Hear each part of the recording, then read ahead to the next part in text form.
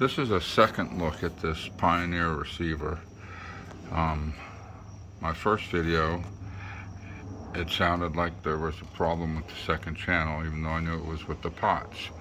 So I started out a couple hours ago, have 4 vintage stereos. I started with the cheapest one, and I worked my way to this one, cleaning pots. And I have all of the pots now cleaned. This one, I also vacuumed, blew, and cleaned up the interior, got all the dust out, wiped down everything on the inside. I'm just putting it back together, but I have it hooked up to a couple of inexpensive Sony floor speakers, and I've got a cassette player hooked up. So let's hit the power button. And it's hard to see with the, but it's lit up like it's supposed to. And I've hit the play button over here.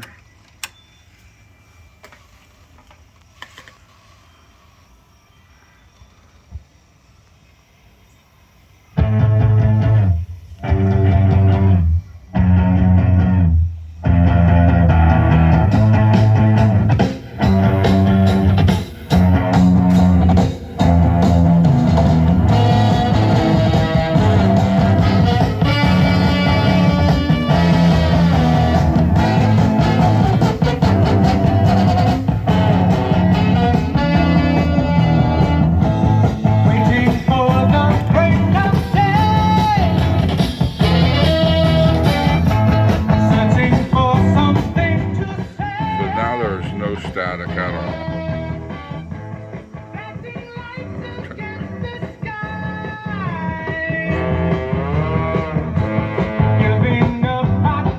Both sides are working perfectly.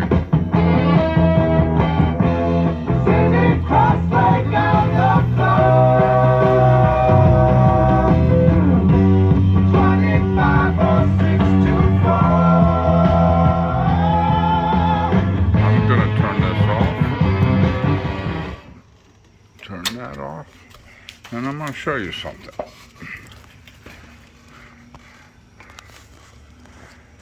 This is the wheel. This is interesting.